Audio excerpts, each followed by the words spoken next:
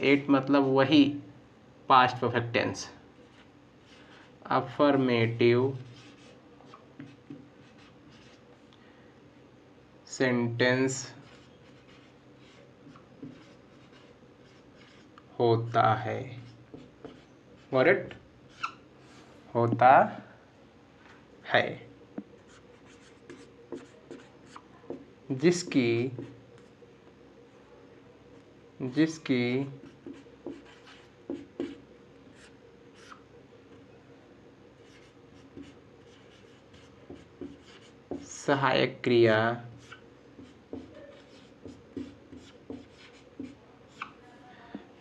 सहायक क्रिया only had होती है।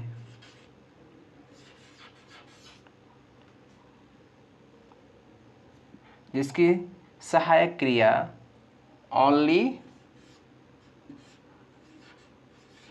हैड होती है। क्या? हैड, हैड सबके साथ, ठीक, ओनली हैड होती है। कोई भी करता रहने दो, उन सब के साथ सिर्फ और सिर्फ हैड लगेगी, ठीक है। सो यहाँ एक नोट लिख लीजिए, नोट नंबर 1, बॉक्स नंबर 8 में हेल्पिंग वर्ब बॉक्स नंबर 8 में हेल्पिंग वर्ब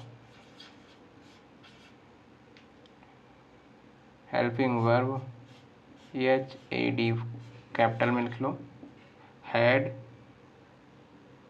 सभी कर्ताओं के साथ, सभी एक वचन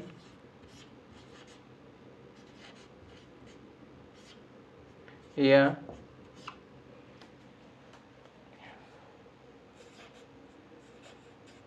बहुवचन। बॉक्स नंबर 8 में हेल्पिंग वर्ब हैड सभी एक वचन या बहुवचन कर्ताओं के साथ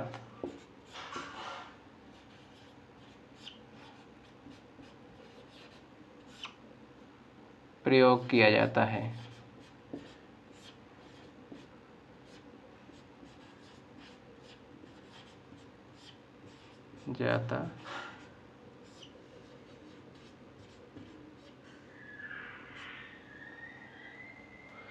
okay, please note it down, note down please.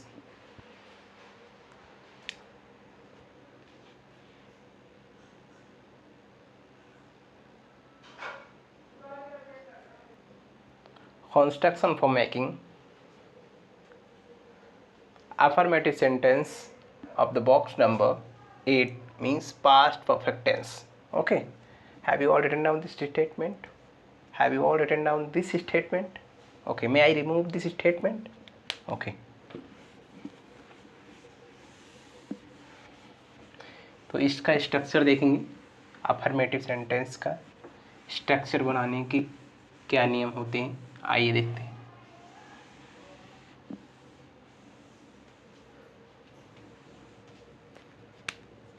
Structure means construction. Okay, construction मतलब structure, CONSTRUCTION।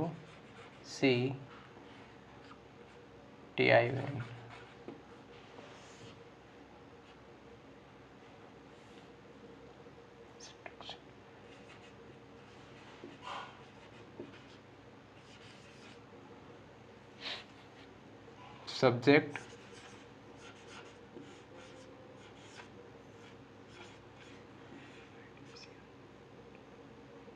Plus helping verb had plus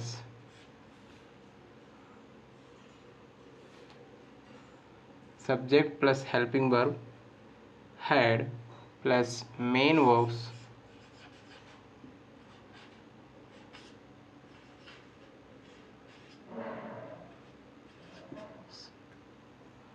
third form.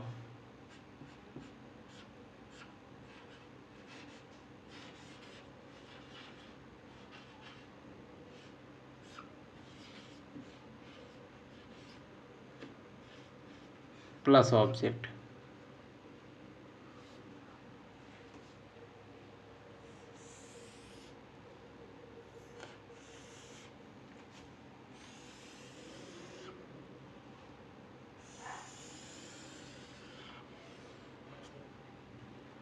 Subject plus auxiliary verb had plus main verb's third form plus object.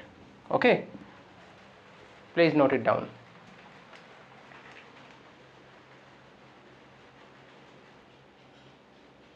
Example for understanding of yours, आपको समझने के लिए उदाहरण दे रहे हैं।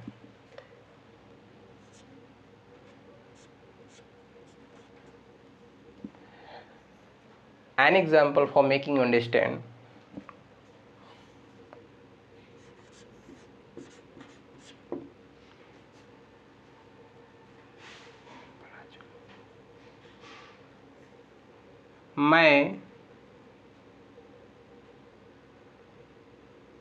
मैं school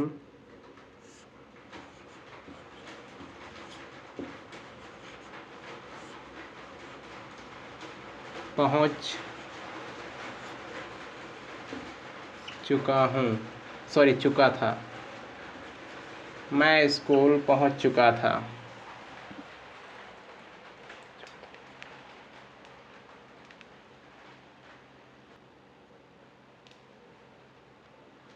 मैं स्कूल पहुंच चुका था।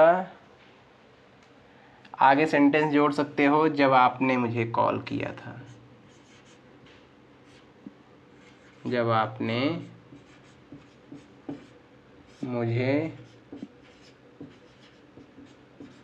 कॉल किया था। कॉल किया था।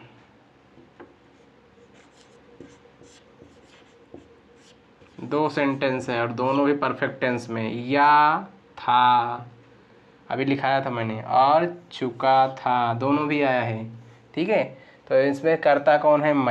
मैं से शुरुआत करूँगा। मैं की मीनिंग होती है आई, उसके बाद सब्जेक्ट के बाद, सब्जेक्ट हमारा आई है, उसके बाद क्या लगाएंगे? चुका था के लिए helping verb had, I had. और मेन वर्ब्स की थर्ड फॉर्म। और मेन वर्ब्स पहचानते कहाँ है, कहाँ पे है पूरे सेंटेंस में? जो भी हमारा बॉक्स नंबर, जो भी हमारा टेंस चलता रहता है, जो भी टेंस हम पढ़ाते रहते हैं, जो भी हमारा सेशन चलता रहता है, जो भी यूजेस मॉडल्स अथवा जो भी टेंस चलता रहता है, जो उसकी आइडेंटिफिकेशन हम लिखाते हैं, जो भी आइडेंटिफिकेशन बताते हैं, जो आइडेंटिटी, उसके जस्ट पहले जो आता है वही हमारा क्या होता है? मेन वर्ब्स होता है। देखो चुका था, इस बॉक्स नंबर 8 यानी पास्ट परफेक्ट टेंस की आइडेंटिफिकेशन क्या है? चुका था। इस पूरे सेंटेंस में चुका था आया हुआ है, दिख रहा है? और ये हमारी आइडेंटिफिकेशन ऑफ बॉक्स नंबर 8 की है। ठीक है, ये आइडेंटिफिकेशन किसकी है? आइडेंटिफिकेशन ऑफ बॉक्स नंबर 8 है। तो आइडेंटिफिकेशन बॉक्स नंबर 8 की है, यानी पास्ट परफेक्ट टेंस की है। तो इसके ठीक पहले जो शब्द आया है क्या? पहुँच यानी पहुँचना। पहुँचना जो होता है वही हमारा इस मैं स्कूल जा चुका हूँ, मैं स्कूल पहुँच चुका हूँ, इसमें जो है मुख्य क्रिया क्या है? पहुँचना। क्योंकि चुका था जो है इस टेंस यानी पास्ट परफेक्ट टेंस की आइडेंटिफिकेशन है। और मैंने कई बार बताया है कि चाहे वो मॉडल्स हो, चाहे टेंस हो, चाहे यूजेस ऑफ हो, उसकी यानी उस टेंस की, उस मॉडल्स की, उस यूजेस ऑफ की जो भी आइडेंटिफिकेशन होगी, उसके जस्ट पहले जो शब्द आएगा वही हमारी क्या होगी? मुख्य क्रिया होगी। तो हमारी मुख्य क्रिया इसमें पहुंचना है। पहुंचने की थर्ड फॉर्म होती है, पहुंचने की फर्स्ट फॉर्म होती है अराइव। ठीक है, थर्ड फॉर्म होती है अराइव्ड। ठीक है, तो आई had arrived, I had arrived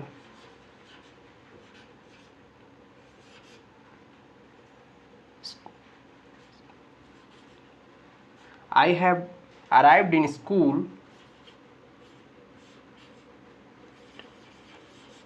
Arrived के बाद हमेशा इन लगाते हैं। I had arrived in school when you, जब आपने मुझे कॉल किया था, व्हेन मतलब जब, आपने मतलब यू, हैड फिर से कॉल, देखो यहाँ पे आ रहा है मुझे कॉल किया था, आ था, तो इसमें दूसरा सेंटेंस, एक तो चुका चुकी थे में आया था, जो पहली आइडेंटिफिकेशन क्या था, चुका चुकी चुके थे मैं बताया हूँ, और दूसरी आइडेंटिफिकेशन ये भी है, आ था ई थी ये थे, या था ई थी ये थे, ये आइडेंटिफिकेशन भी पास्ट परफेक्ट टेंस के ही हैं। तो जो ये आइडेंटिफिकेशन पास्ट परफेक्ट टेंस की हैं, तो इसका भी जो हम इसका ट्रांसलेशन करेंगे इसी स्ट्रक्चर, इसी कॉन्स्ट्रक्शन के थ्रू करेंगे। तो इसका क्या होगा, सब्जेक्ट इसमें क्या है, व्हेन तो कंजक्शन है जो दोनों सेंटेंस को जोड़ रहा है, दोनों वाक्यों को, और ये जो है आपने, आपने मतलब तुम, यानी सामने वाला पर्सन यू है, ठीक है। तो उसके लिए हम यू यूज़ करेंगे, तुम आपने के लिए, ठीक है। आपने मुझे कॉल किया था, मुझे जो है क्या है, मुझे जो होता है ये क्या है, हमारा ऑब्जेक्ट है। ऑब्जेक्टिव केस को, सब्जेक्टिव केस को ऑब्जेक्टिव केस में लिखा गया, यानी आई का ऑब्जेक्टिव केस होता है मी, ठीक है। यू हैड, उसके बाद यू हमने सब्जेक्ट लिख दिया, उसके बाद हैड लगाएंगे, क्यों, हेल्पिंग वर्ब के वास्ते, आ था ई थी ए थे के लिए। यू हैड, कॉल का third form called me, okay. I had arrived in school when you had called me. I had arrived in school when you had called me. When you had called me. Got it? Are you getting my word? Are you all are getting my word? Okay. Did you get? Did you all get? Okay. I had arrived in school when you had called me. जब आपने मुझे call किया था तब मैं school पहुंच चुका था। इसका अर्थ ऐसे, अगर ये सेंटेंस को पहले लिखेंगे तब अपने आप इसकी मीनिंग निकलेगी, ठीक है। मैं स्कूल पहुंच चुका था जब आपने मुझे कॉल किया था। I had arrived in school, ठीक है। I had arrived in school when you had called me. I had arrived in school when you had called me, correct.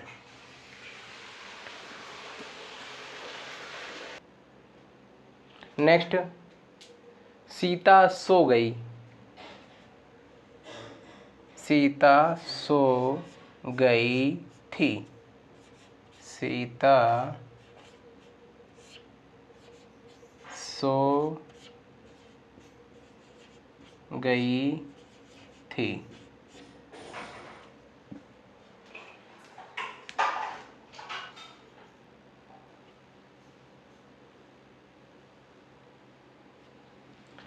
Next क्या है, सीता सो गई थी। सीता सो गई थी, तो क्या होगा, सीता, सीता की spelling S I T A भी लिख सकते हैं और S double E T A भी लिख सकते हैं, ठीक है। सीता ऐसा भी लिख सकते हैं। सीता हैड, स्लीप का थर्ड फॉर्म होता है स्लेप्ट, ठीक है। जैसे वीप का थर्ड फॉर्म होता है wept. Sita had slept, Sita सो गई थी, ठीक है।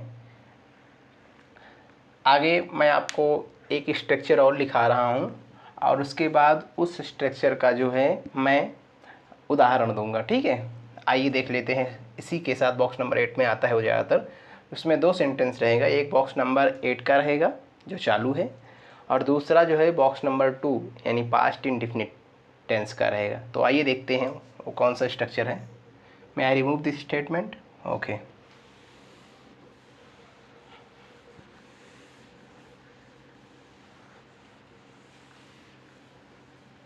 ये तो आप समझ चुके हैं ना, देखिए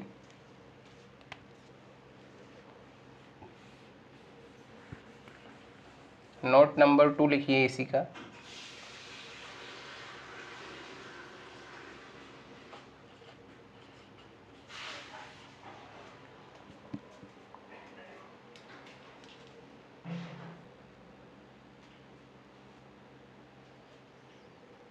नोट नंबर 2 में देखिए, जब आपको,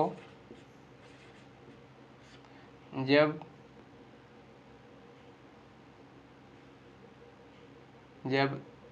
दो सेंटेंस यानी दो वाक्य एक साथ आए। जब दो वाक्य एक साथ में आए, जब दो वाक्य एक साथ में आए और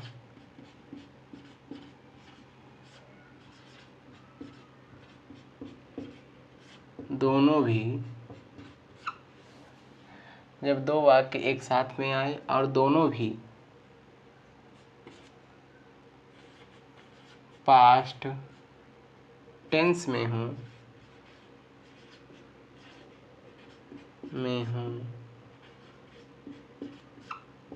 तो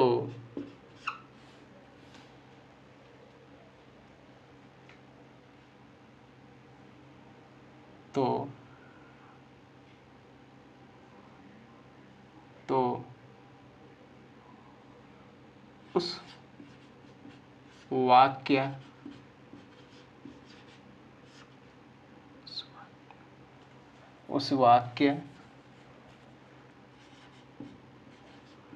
उस वाक्य को बनाने के लिए उस वाक्य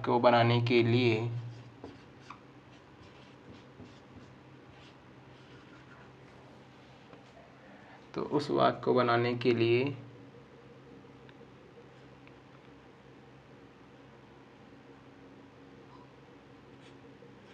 निम्न कंस्ट्रक्शन काम करता है।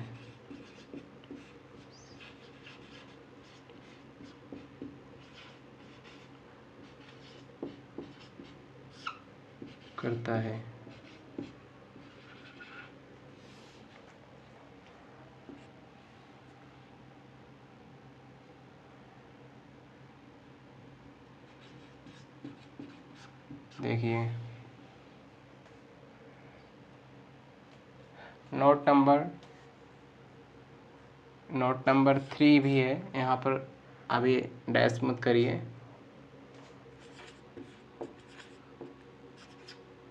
नोट नंबर 3 और उसी वाक्य के बीच में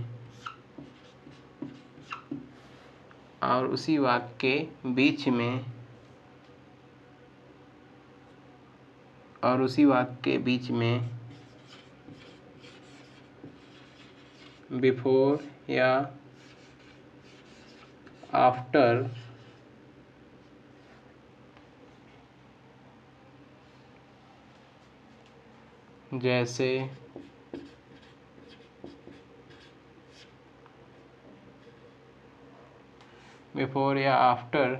जैसे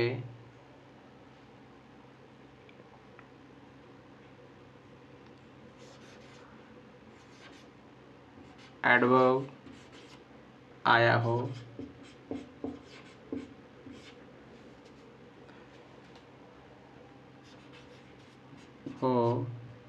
तो ये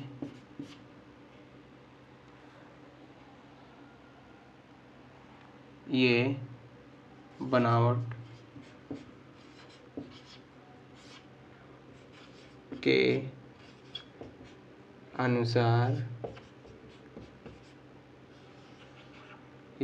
के अनुसार ट्रांसलेशन करेंगे।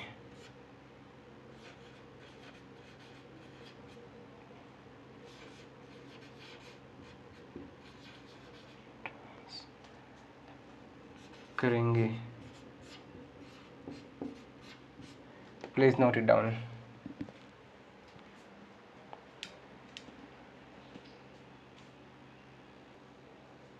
Okay. Have you all written down this statement? Okay. May I remove this statement? देखिए उस स्ट्रक्चर कैसा है और उसका उदाहरण कैसे होता है वो भी बता रहे हैं। थोड़ी देर के लिए, चंद मिनटों के लिए मैं उस सेंटेंस को देख लेता हूँ। हम आप उस सेंटेंस को देख लेते हैं कैसे है, उसके बाद फिर से बताएंगे। डॉक्टर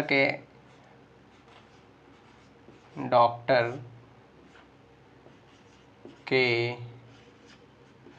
आने से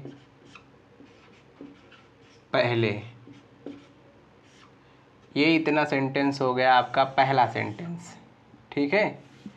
डॉक्टर के आने से पहले नेक्स्ट क्या है, मरीज मर चुका था।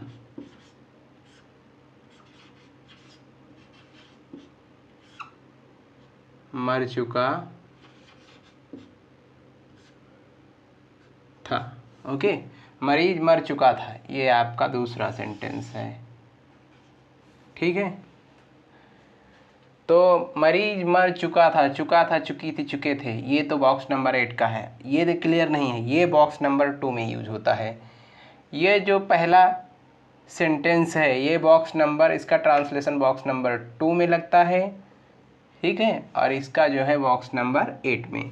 कैसा ट्रांसलेशन करेंगे, आइए पहले कॉन्स्ट्रक्शन को देख लेंगे, ठीक है। कॉन्स्ट्रक्शन इसका क्या रहता है, शॉर्टकट में लिख रहे हैं कॉन्स, ठीक है, आगे समझ लीजिएगा। इसका है सब्जेक्ट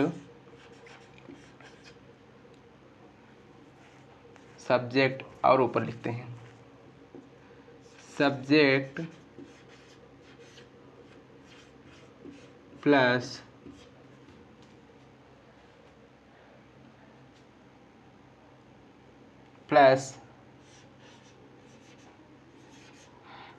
ये सेकेंड वाले सेंटेंस का है जिसमें पहले आया हो, ठीक है। Subject plus head plus main verbs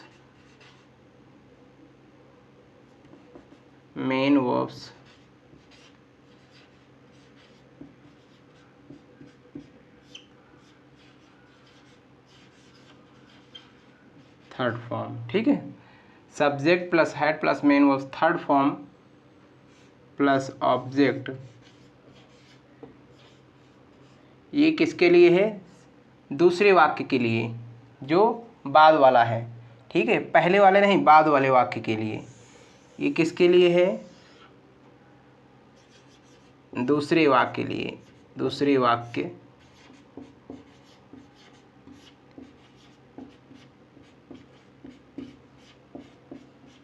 ठीक है।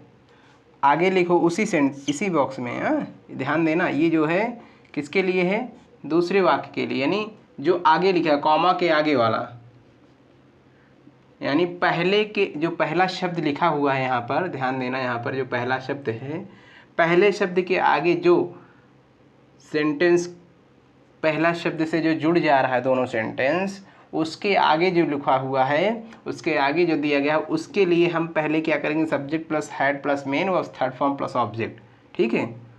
दूसरे वाक्य के लिए ये नियम यूज करेंगे, ठीक है। दूसरे वाक्य के लिए प्लस पहले वाक्य के लिए, आगे पहले वाक्य के लिए देखो क्या करेंगे, सब्जेक्ट प्लस, नहीं बेटा यहाँ बिफोर लिख लेना, before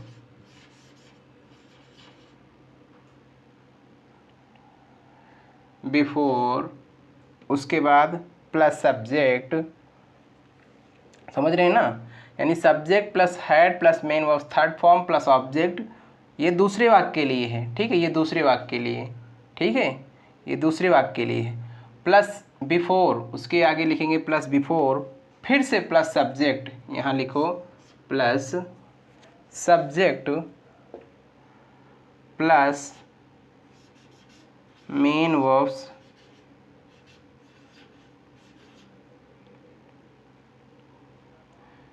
verbs second form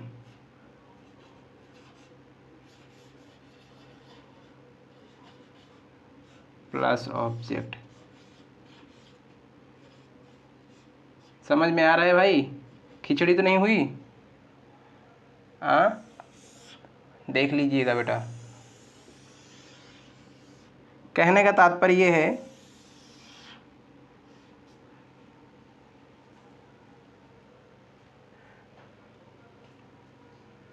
I want to speak at all कि ये जो दूसरा है सेंटेंस, यही है दूसरा सेंटेंस, दूसरे वाक्य यही है हमारा दूसरे वाक्य के लिए। दूसरे वाक्य के लिए हम सब्जेक्ट यूज़ करेंगे प्लस हेड यूज़ करेंगे, सहायक क्रिया, प्लस इस दूसरे वाक्य की जो मुख्य क्रिया है उसको यूज़ करेंगे मेन वर्ब थर्ड फॉर्म, उस मुख्य क्रिया की तीसरी अवस्था, प्लस ऑब्जेक्ट लिख देंगे। ठीक है, अगर होगा तो, नहीं होगा तो कोई बात नहीं, छोड़ देंगे आगे। अब इसमें उसी सेंटेंस में ये भी है ना, तो इसके लिए हम बिफोर लगा दिया है, यानी subject plus head plus main verb third form plus object दूसरे वाक्य के, क्योंकि दूसरे वाक्य ही ये भले बाद में लिखा हुआ है, लेकिन जो बाद में लिखा हुआ है उसका ट्रांसलेशन हम पहले करते हैं। जो बाद में लिखा हुआ है उसका ट्रांसलेशन पहले करते हैं, और जो पहले लिखा हुआ है उसका ट्रांसलेशन, यानी जो शुरुआत में डॉक्टर के आने से पहले जो लिखा हुआ है इसका ट्रांसलेशन बाद में करते हैं, यानी बाद वाले को पहले और पहले वाले को बाद में। तो मरीज मर चुका था, इसका ट्रांसलेशन का जो नियम है ये subject plus head plus main verb third form plus object इतना होगा, और उसके बाद बिफोर लगा के बिफोर प्लस बिफोर आगे लिखेंगे प्लस बिफोर प्लस। अब डॉक्टर के आने से पहले ये जो सेंटेंस रहेगा इसको हमेशा पास्ट इंडेफिनिट में यूज़ किया जाएगा। कोई भी सेंटेंस हो, स्कूल पहुंचने के पहले घंटी लग चुकी थी, ठीक है, स्कूल पहुंचने के पहले घंटी लग चुकी थी, स्टेशन पहुंचने के पहले ट्रेन छूट चुकी थी, यानी ऐसा कोई भी सेंटेंस आए जिसमें पहले दिया गया हो और दोनों भी सेंटेंस एक परफेक्ट टेंस का हो और दूसरा पास्ट इंडेफिनिट टेंस का हो, उसमें पहले जरूर शब्द आए, तो समझ जाइएगा कोई भी ऐसा सेंटेंस हो जो परफेक्ट टेंस में बोला जा रहा है, पास्ट परफेक्ट टेंस में बोला जा रहा है, और उसमें पहला शब्द आ जाए, यानी पहले शब्द आए, पहला वर्ड अगर दिया गया हो, हिंदी का अगर पहला नाम दिया गया है तो समझ जाना कि पहला से जो दूसरा वाला सेंटेंस है, बाद वाला सेंटेंस है, अंत वाला सेंटेंस है, वो पास्ट परफेक्ट टेंस में यूज होगा, यानी बॉक्स नंबर 8 में यूज होगा, और उसके जो पहले सबसे स्टार्टिंग में जो सेंटेंस है पहले के पहले यानी पहला जो शब्द लिखा है उसके ठीक स्टार्टिंग में जो दिया गया है वो पास्ट इंडेफिनिट में होगा। ठीक है, यानी उस सेंटेंस को आपको कैसे पहचानना, एक तो सेंटेंस की जो अंत होगा वो उसमें चुका था रहेगा, दूसरी बात उसी सेंटेंस में पहला शब्द भी आया रहेगा, यानी शब्द में पहला जरूर लिखा रहेगा, पहले जरूर लिखा रहेगा, बिफोर जिसकी मीनिंग होती है। ठीक है, तो जान जाइएगा कि ये पास्ट परफेक्ट टेंस का वही जो सर ने नोट लिखाया था, नोट नंबर 3 में लिखाया था, 2 और 3 में, कि ये दो सेंटेंस एक साथ आए। पहला सेंटेंस ऐसा होगा जैसा कि स्कूल जाने के पहले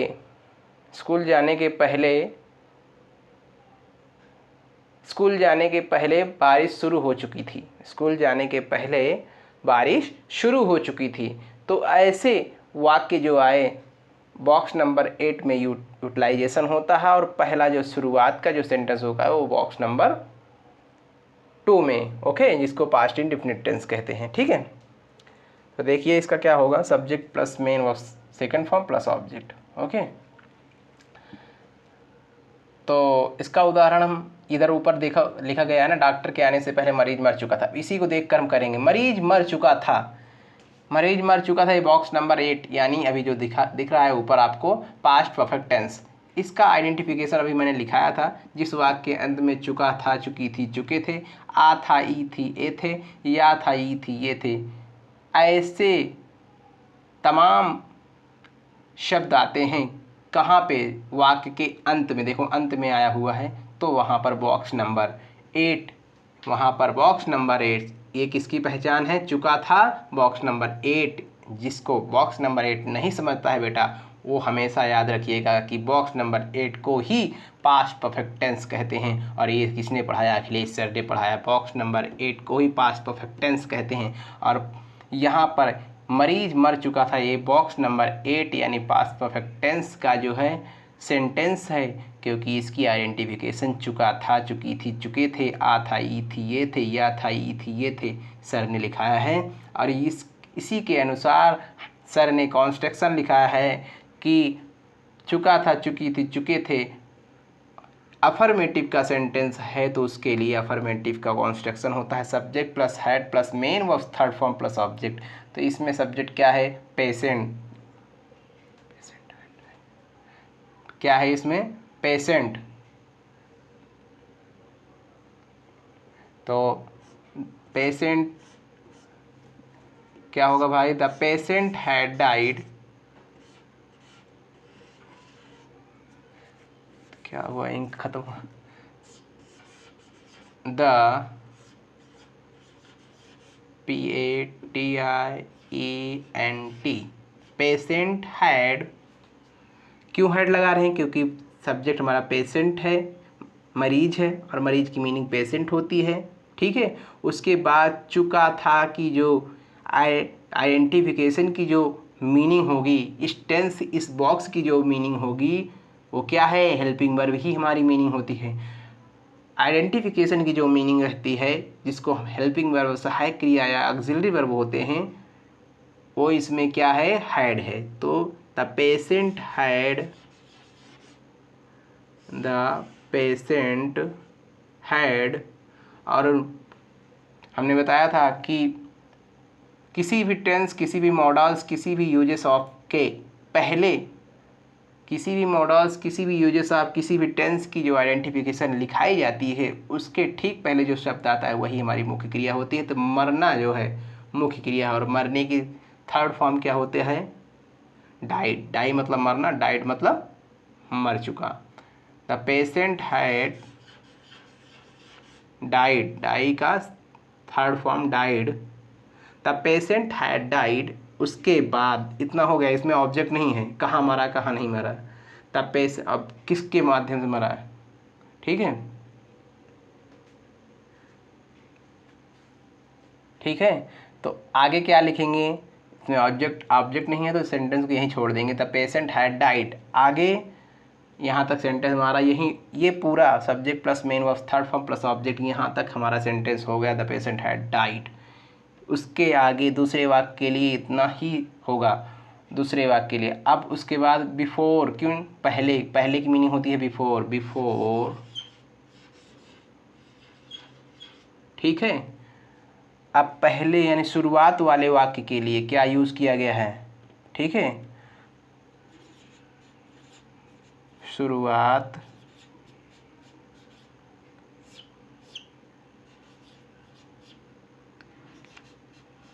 शुरुआत के वाक्य हेतु। नीचे वाला क्या है? शुरुआत के वाक्य हेतु है। ठीक है, ध्यान देना बेटा, इतना शुरुआत के वाक्य हेतु है।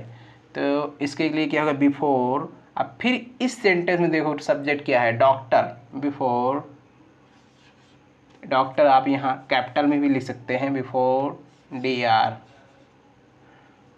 डॉक्टर। उसके बाद आने से पहले। आने की मीनिंग क्या होती है? कम। कम का सेकंड फॉर्म होता है, कम का सेकंड फॉर्म क्या होता है? Come, came, come, came. Before doctor came. Okay. The patient had died before doctor came. ये इसका ट्रांसलेशन होगा। ठीक है। यहाँ पर अब इसको आप हिंदी का शब्द मिटा भी सकते हैं क्योंकि आपको बहुत खिचड़ी जैसे लग रही है। ठीक है, अब इसको आप मिटा भी सकते हैं तो देखने में भी अच्छा लगेगा। ठीक है,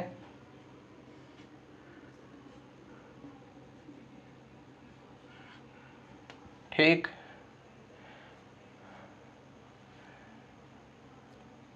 नोट इट डाउन प्लीज़।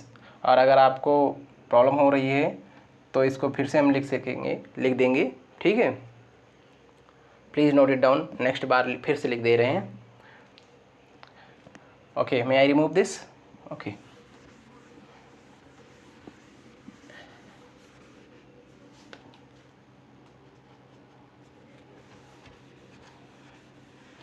इसको एक बार फिर से लिख देते हैं। कॉन्स्ट्रक्शन क्या होगा? Subject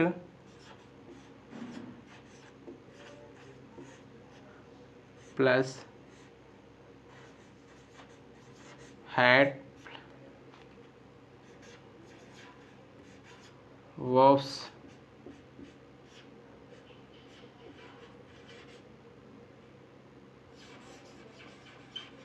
third form plus object.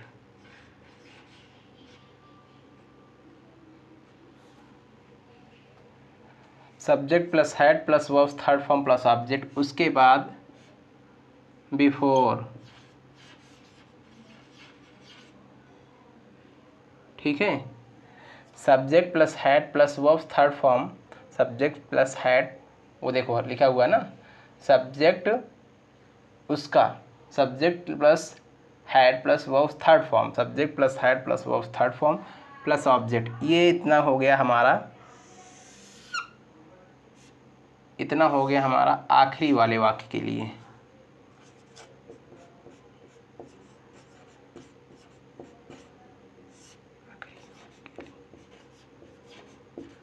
आखिरी वाक्य के लिए, आखिरी वाक्य के लिए होगा, जबकि इसका ट्रांसलेशन पहले होगा।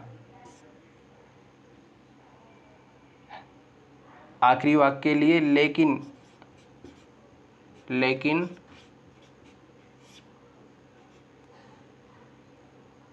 इसे, एक मिनट, लेकिन इसे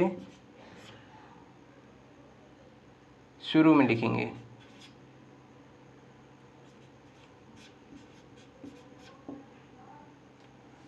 शुरू में लिखेंगे,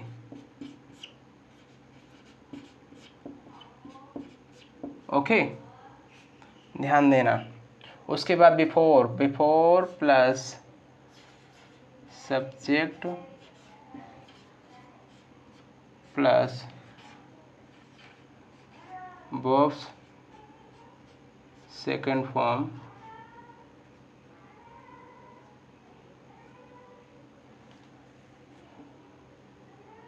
फिर से 2 लाइन में आया क्या, और थोड़ा छोटा करेंगे आप इसको। बिफोर प्लस सब्जेक्ट को शॉर्टकट में लिख देंगे, सब्जेक्ट प्लस वर्ब्स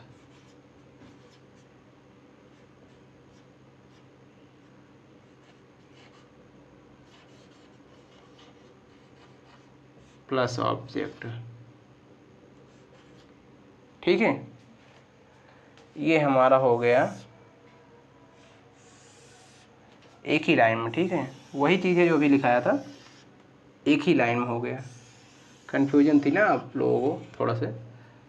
और ये दूसरे बिफोर के बाद, यानी पहले के बाद जो शब्द आता है, दूसरा जो वाक्य आता है, वो डॉक्टर के आने से पहले, यानी जो शुरुआत, दोनों सेंटेंस की जो शुरुआत होती है उसको हम बाद में ट्रांसलेशन करते हैं, और जो सेंटेंस, जिस सेंटेंस से उस सेंटेंस का अंत होता है उसका ट्रांसलेशन पहले कहते हैं। कहने का तात्पर्य है कि पहले वाले सेंटेंस का अनुवाद बाद में करते हैं, और बाद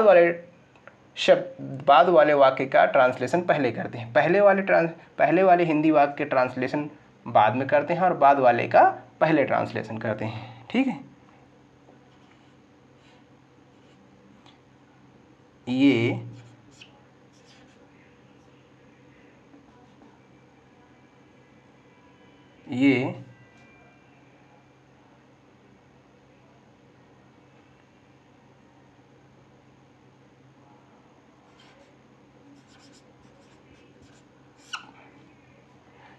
यहाँ पर शुरुआती लिख सकते हैं, क्योंकि पहला शब्द भी आया है तो पहले नहीं लिखेंगे। ये शुरुआत वाले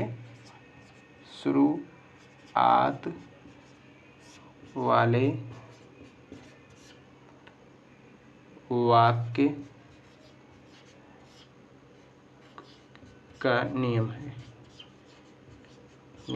ध्यान देना बाबू कि ये अंत वाले या आखिरी वाले वाक्य के लिए है, लेकिन इसे शुरू में लिखेंगे, और ये शुरुआत वाले वाक्य का नियम है, ठीक है। समझ में आया क्या है? Subject plus head plus main verbs third form plus object, subject plus head plus main verbs third form plus object, plus before plus subject plus verb second form plus object. Okay, तो next देखिए example ऊपर।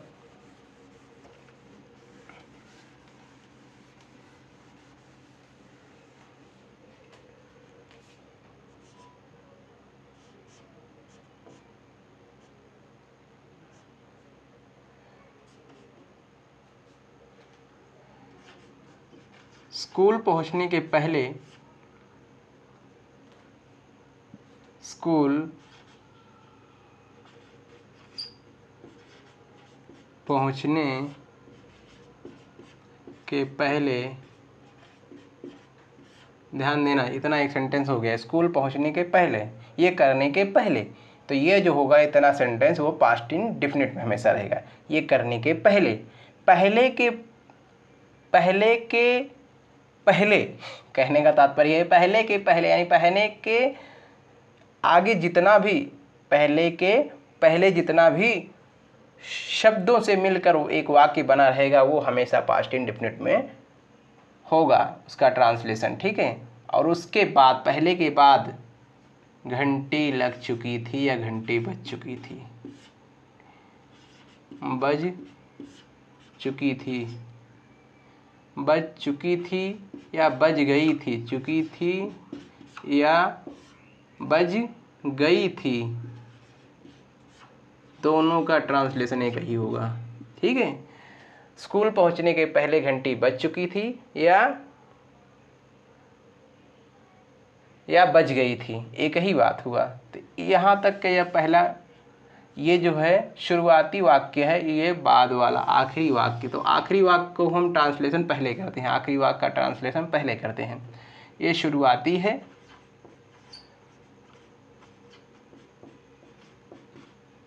और ये आखिरी है। तो आपको पता है आखिरी वाले वाक्य की, आखिरी वाले वाक्य की ट्रांसलेशन हम पहले करते हैं। घंटी बज चुकी है, द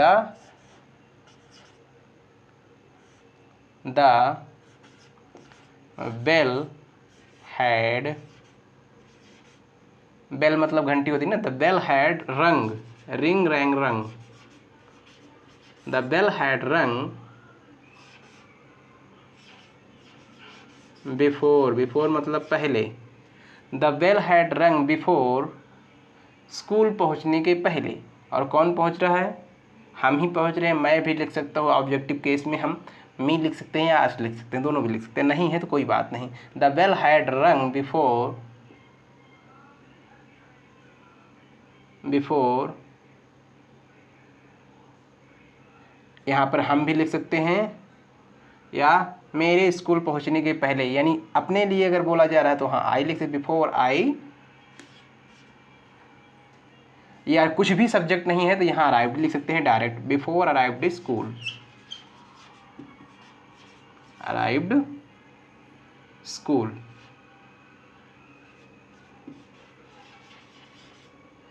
ठीक है, अगर यहाँ सब्जेक्ट होता बिफोर आई अराइव्ड स्कूल, यहाँ हो जाता बिफोर वी अराइव्ड स्कूल, हमारे स्कूल पहुँचने के पहले घंटी बज चुकी थी।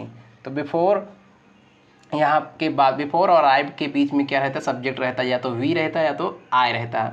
मेरे स्कूल पहुँचने के पहले घंटी बज चुकी थी, मेरे स्कूल पहुँचने के पहले घंटी बज चुकी थी। लेकिन हम यहाँ पर क्या नहीं है, हमारा सब्जेक्ट कोई है ही नहीं है।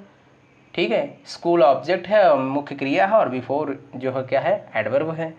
द बेल हैड रंग बिफोर, घंटी बज चुकी थी, बिफोर मतलब के पहले, और अराइव्ड स्कूल मतलब स्कूल पहुंचने के पहले। द बेल हैड रंग बिफोर अराइव्ड स्कूल, इतना ही होगा। ठीक है, ठीक है, so please write down it.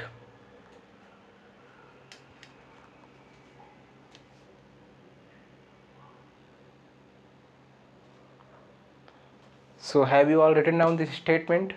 Okay.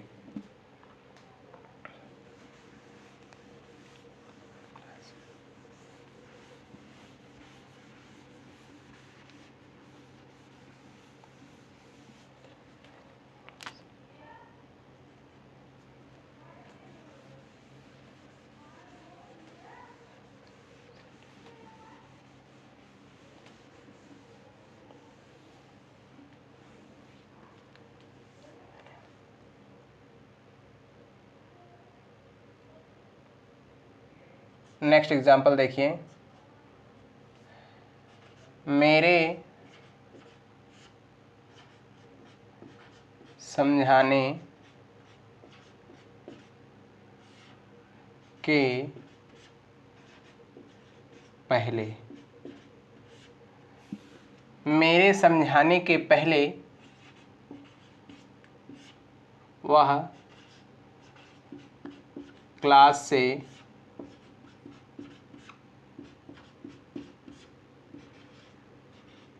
निकल चुकी थी। किसी लड़की के बारे में बात हो रही है, चुकी थी, इससे जेंडर मालूम होता है कि ये लड़की है जिसके बारे में हम बात कर रहे हैं। मेरे समझाने के पहले वो क्लास से, यहाँ वो भी कर सकते हैं और वह भी कर सकते हैं। यहाँ एक मिनट, यहाँ वो भी हो सकता है और वह भी हो सकता है, ठीक है। दोनों के एक ही वर्ड, एक सिंगल वर्ड है जिसकी मीनिंग वह होती है, ठीक है। लड़का है तो ही का मतलब वह होता है और वो भी होता है। लड़की है तो वह या वो, और दोनों की मीनिंग सी होती है, ठीक है। मेरे समझाने के पहले वह क्लास से निकल चुकी थी। तो पहले हम किसका ट्रांसलेशन करेंगे? इसका, वह क्लास से या वो क्लास से निकल चुकी थी। आखिरी वाले सेंटेंस का ट्रांसलेशन पहले करते हैं। तो क्या होगा? शी, बेटा ये मार्कर क्यों? शी हैड, लीव मतलब निकलना होता है, ठीक है, ठीक है। इसका थर्ड फॉर्म क्या होता है? लेफ्ट। जितनी भी क्रियाएं जैसे डबल ई वाली रहेंगी, जैसे LEVE लीव, ये हो गया, जिनका प्रोनाउंसिएशन बड़ी की मात्रा में निकलता है, जैसे लीव, ठीक है। वीप, देखो बड़ी की मात्रा में निकल रहा है ना। स्लीप,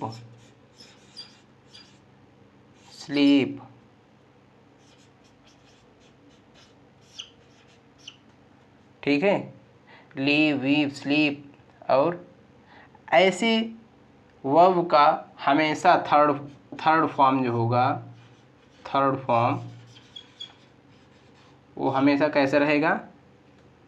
EPT लगा के। जैसे लीव का होगा लेफ्ट, LEFT, लेफ्ट। वीप का क्या हो जाएगा? वेप्ट, EPT लगा के, ठीक है, वेप्ट। स्लीप का क्या होगा? Slept, SLEPT। Please note it down. तो क्या हो जाएगा बेटा? शी हैड, निकलना, लेफ्ट। She had left. अब लीव के बाद हमेशा कभी फ्रॉम नहीं लगाते। She left, she had left, she had left the class, she had left the class,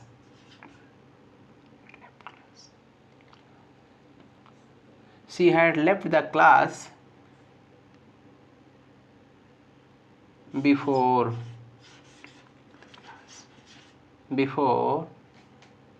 मेरे समझाने के पहले, बिफोर आई। अब समझना की मीनिंग होती है अंडरस्टैंड, और समझाने की मीनिंग होती है अंडरस्टैंड, मतलब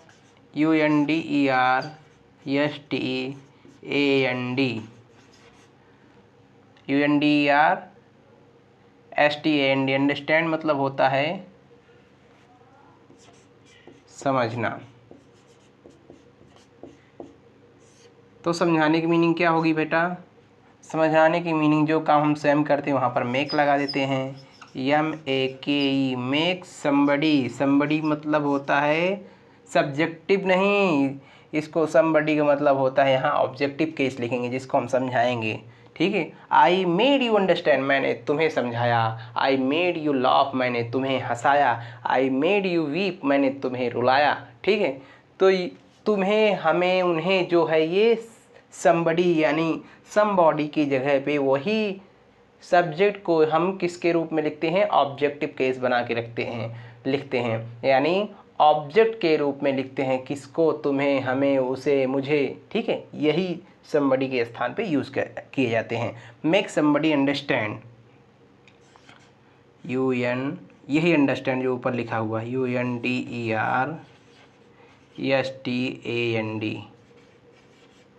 मेक समबडी अंडरस्टैंड मतलब होता है बेटा क्या,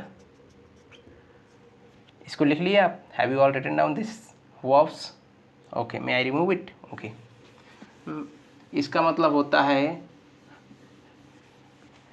मेक समबडी अंडरस्टैंड मतलब होता है समझाना। क्या होता है, मेक लगा के कोई भी वर्ब बना सकते हैं, ठीक है। जैसे वीप मतलब होता है रोना, वीप मतलब होता है रोना। रोने की मीनिंग जानते लेकिन रुलाने की मीनिंग नहीं जानते, तो हम बना लेंगे इसको अपने मन से, मेक समबडी वीप, रुलाना। मैं तुम्हें कभी नहीं रुलाऊंगा, I will never make you weep, ठीक है। और जब भी हम इसको, जैसे मैंने तुम्हें रुलाया, ऐसा ट्रांसलेशन आ गया, तो रुलाने, मैंने तुम्हें रुलाया, मेक समबडी वीप मतलब होता है रुलाना, मैं तुम्हें रुलाता हूँ, आई मेक यू वीप, मैं तुम्हें रुलाता हूँ, वह मुझे रुलाती है, सी मेक्स मी वीप, यानी जो भी यस और यस का जो भी हम फॉर्मूला यूज़ करेंगे हमेशा मेक में यूज़ करेंगे, ना कि वीप में। मैंने तुम्हें रुलाया, अब मेक का ही सेकंड फॉर्म लगेगा, ना कि वीप का, okay. I made you weep, I made you weep, मैंने तुम्हें रुलाया, ठीक है। समझ में आया बेटा? कभी भी जो भी यूटिलाइजेशन होता है, जो भी यस या यस का जो यूटिलाइजेशन होता है, या सेकंड या थर्ड फॉर्म का जो यूटिलाइजेशन होगा, वो जो मेक रहेगा उसमें होगा वीप, वैसे के वैसे रहेगा। चाहे कोई भी टेंस में ये सेंटेंस, चाहे ये मीनिंग को लेकर कोई भी सेंटेंस में यूटिलाइजेशन हो, किसी भी सेंटेंस में ये एक्सपेरिमेंट हो, लेकिन परिवर्तन हमेशा मेक में ही होगा, वीप में नहीं होगा, ओके। तो समझाने की मीनिंग क्या होगी, मेक समबडी अंडरस्टैंड मतलब समझाना, ठीक है। तो वही हो गया बेटा यहाँ पर।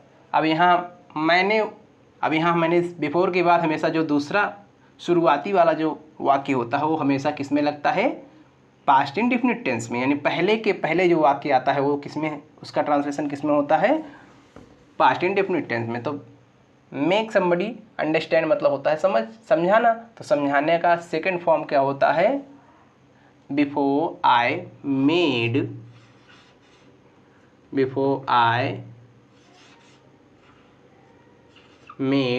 You,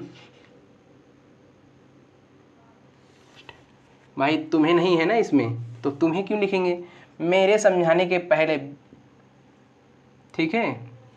before I made understand, UNDER नहीं आ रहा है तो यहाँ लिखेंगे STAND, please note it down.